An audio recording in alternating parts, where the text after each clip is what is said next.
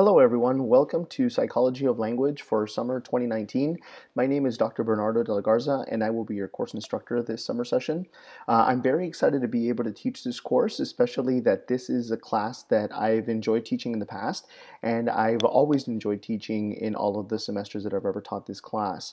One of the reasons that I enjoy talking so much about psychology of language is that this is my particular discipline that I studied when I was a graduate student, so I really enjoy talking a lot about psychology of language and all the nuances that we have associated with language from a psychological perspective. So this semester, although this may be a special topics course that we are offering at our university, it is important for us to understand that what it is that we're going to be trying to learn this semester in regards to understanding psychology of language and all the different components associated with that. Now, before we get into talking about all those different course outcomes and how the course is going to be structured, I wanted just to introduce a little bit about myself and what it is that I do. So as I mentioned, my name is Dr. Bernardo de la Garza. I am a faculty member with Our Lady of the Lake University at our La Feria campus.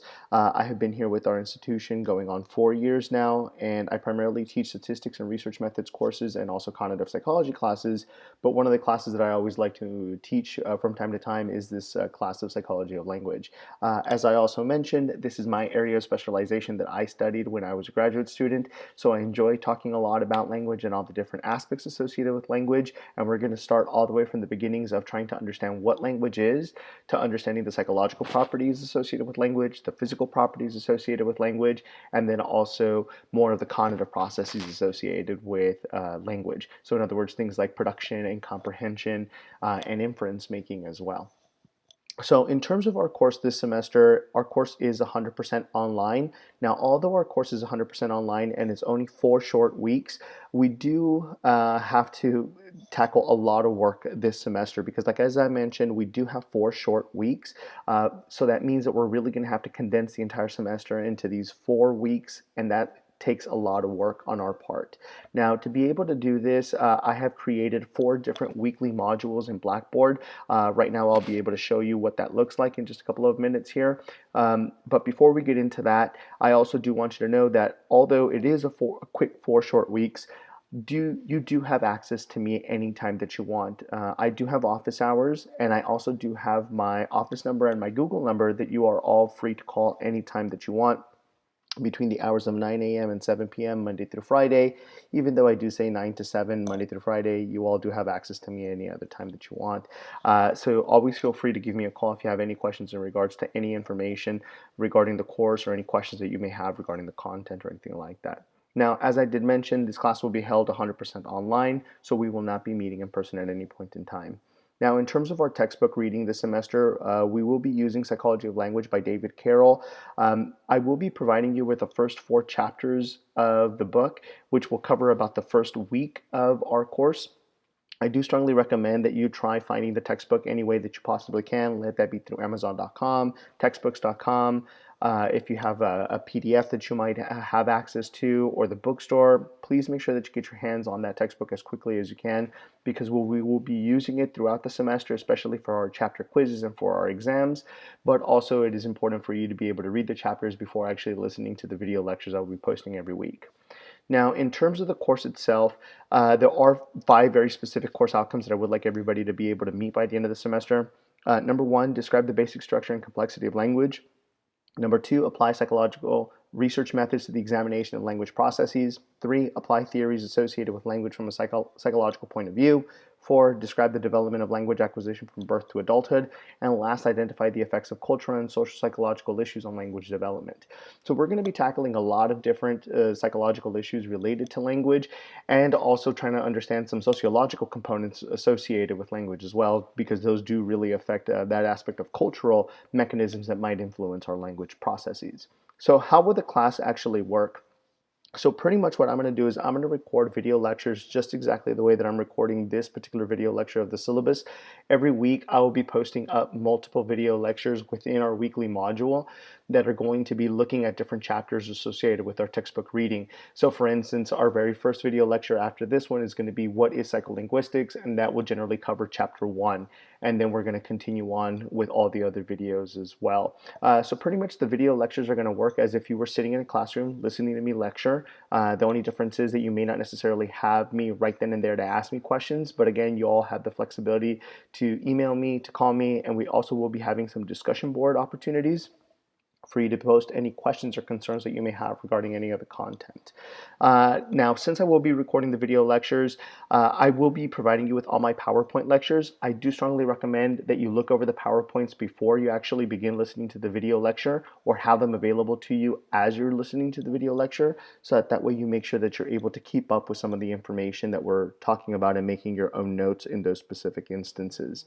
I will also be providing you with many different examples during the lectures. Some of them might be something that might hit close to home, something in regards to your own personal experience or to my own personal experience, but do understand that I try to give a lot of examples during the lecture, so that way you really do understand the material, because it is somewhat complex, but I'm going to try to break it down and simplify it as much as we can, so we can all really truly understand and appreciate how it is that we actually use language every single day. So in terms of being successful in this course, it is very important that both you and I are responsible for what it is that we're going to be doing every week. That means on my end, I will be responsible to put up weekly information sheets indicating exactly what it is that we're going to be doing every week of the semester, of our 4 short weeks. I'm also going to be responsible for making sure that your assignments are posted on Blackboard, making sure that the video lectures are accurate and they're posted on time and that you have access through them through YouTube.com. So I will post them through YouTube. I won't be using anything like Blackboard Collaborate or anything like that. I do like using YouTube because then that way you can watch the video lectures when you're working out or you're driving or you're at home, and you don't necessarily have to always be attached to your computer, and you can use your mobile devices as well. I'll also make sure to devote enough time to the preparation of the course, but that also means that I expect the same devotion as you do from me. So that means that in terms of this course, just because it's online and just because it's the summer doesn't mean it's going to be easier, and doesn't mean that it's going to be less information than if it were in the regular semester and if it was an in-person class. We will have the exact same amount of work that I normally give during a regular semester and as if I were teaching it in person, because I do want you to get that good quality of information with this particular course. Now, it is your responsibility to seek out assistance from me or any other campus resources or online resources. So it is important for you to reach out to me, because I'm not necessarily going to reach out to you and say, hey, I'm concerned about your grade or anything like that. That's really much more up to you to come and speak to me in regards to those particular issues. Now, this semester, I will be offering you multiple opportunities to earn points for your grade. Our course is out of 100 course points. So it is important for you to understand that each one of your assignments is quite a bit of points associated with those 100 points. So at the end of the semester, if your grade is a 80.2 out of 100, that means that you got to be in my class. So it is important for you to understand that you're the one who's earning the points. My job here is to present you with information. Your job is to turn in assignments, turn in exams, complete the quizzes, complete the journals that we're going to be having this summer, and any other assignments that I may have throughout the semester. And then it'll be my job to evaluate the quality of that work. Good work is going to get you a good grade. Bad work is not going to get you a good grade in this particular case. So it really is up to you to earn the points at the end of the semester and take full responsibility for what it is that you earned at the end of the semester. Now, in terms of earning points, there are going to be multiple ways of doing that. Our first way is going to be through examinations. We are going to have 2 exams. Our 2 exams are going to be made up of multiple choice, matching short answers, or short essay questions. We're only having 2 exams, your midterm and also your final exam. Both your midterm and your final exam are posted on your course calendar. So I have posted the course calendar on Blackboard for you, and I have highlighted when the exams are going to take place for both your midterm exam and also for your final exam, when they will become available and also when they will be due. Now, within the calendar itself, I've also posted what times and dates everything is due for that particular week, for that particular assignment, and for that particular chapter. And in a minute here, we'll go through a little bit more in detail regards to that. Now, each of your exams is worth 25% of your final grade. That yields a total of 50% of your final grade coming strictly just from exams.